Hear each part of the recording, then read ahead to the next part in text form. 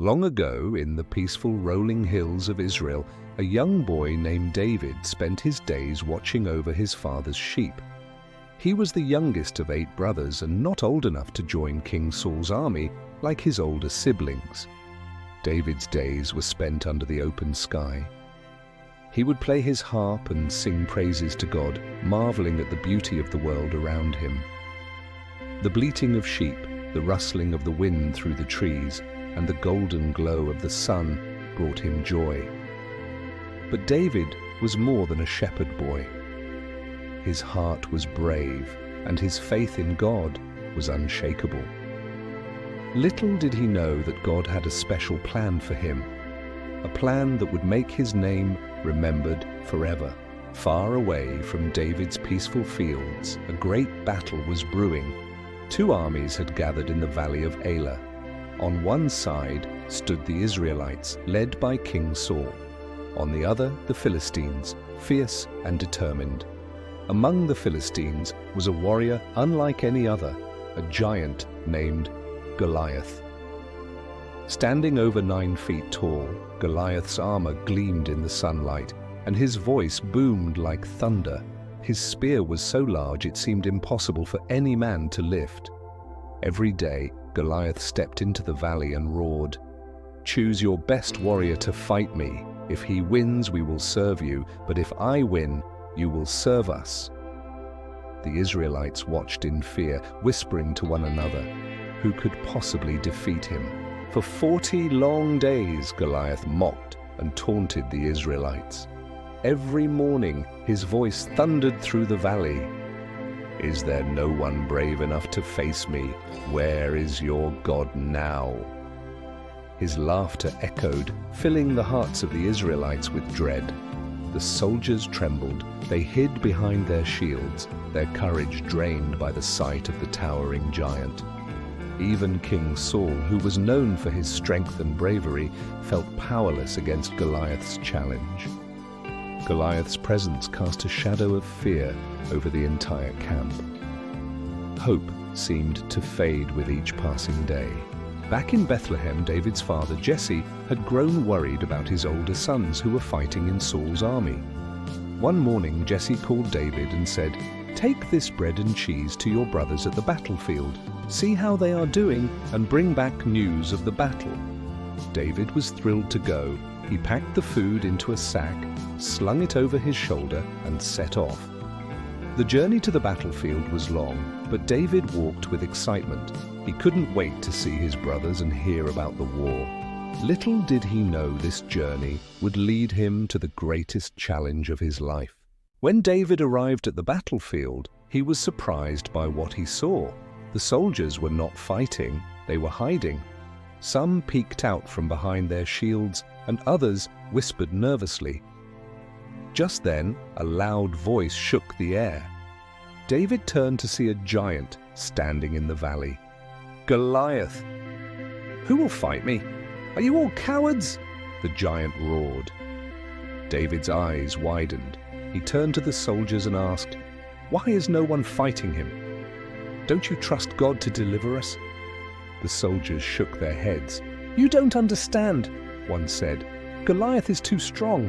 No one can defeat him." David's words of faith spread through the camp, and soon King Saul heard about the bold young shepherd. David was brought before the king. "Your Majesty," David said confidently, "I will fight Goliath." King Saul stared at the boy in disbelief. "You are just a boy," he said. "Goliath has been a warrior since he was your age." But David stood firm. "I have fought lions and bears to protect my sheep," he said. "God delivered me from their claws, and he will deliver me from this giant too." Saul saw the determination in David's eyes and finally said, "Go, and may the Lord be with you." Saul offered David his own armor, a shiny breastplate, a helmet, and a sword. David tried it on, but it was too heavy and uncomfortable. "I can't fight in this," he said. "I'll use what I know."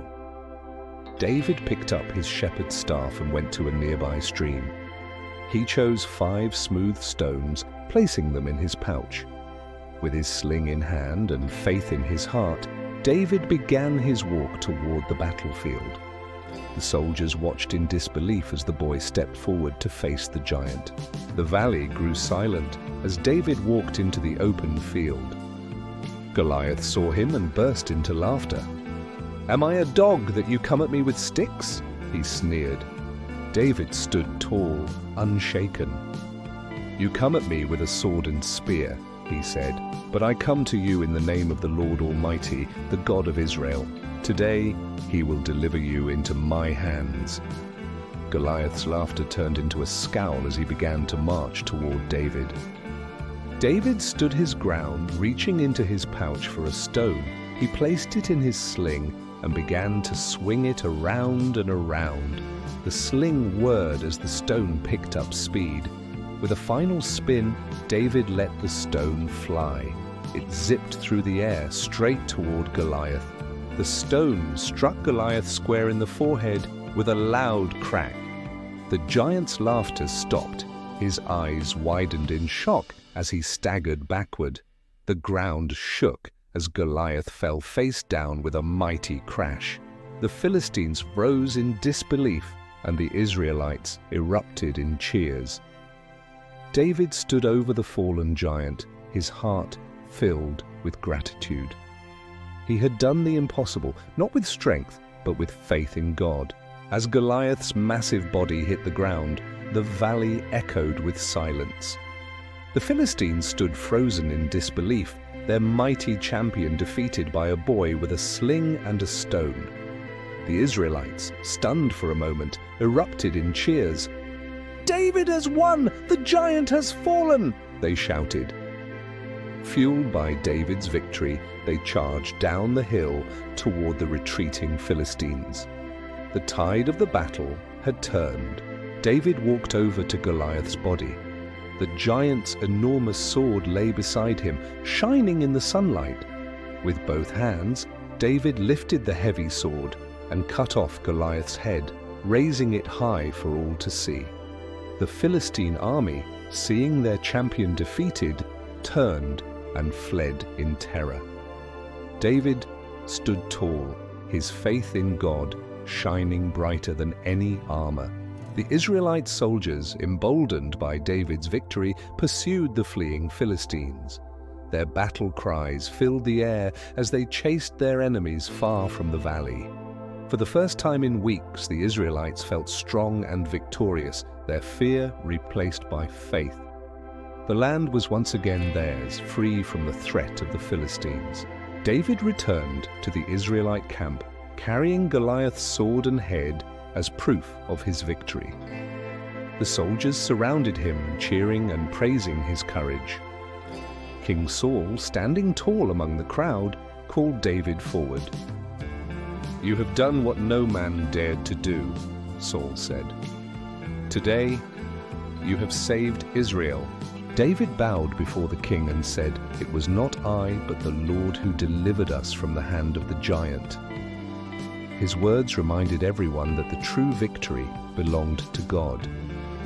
David's humility and faith inspired all who heard him. The news of David's victory spread quickly throughout Israel. In villages and cities, people danced and sang, celebrating the boy who had defeated the giant. Children played with makeshift slings, pretending to be David, while elders spoke of God's power and faithfulness. The land was filled with joy and thanksgiving. David kept Goliath's sword as a reminder of God's strength and faithfulness. Though the sword was far too heavy for him to wield, it became a symbol of his faith. Every time David saw it, he remembered the day God used a shepherd boy to defeat a giant. David's story inspired people far and wide. Many began to trust in God more deeply, realizing that strength and bravery came from faith, not from weapons or armor. David's example showed that even the smallest among us can do great things when we believe in God. Though David returned to tending his sheep, this was only the beginning of his journey. One day, he would become king of Israel, leading his people with the same courage and faith he showed on the battlefield.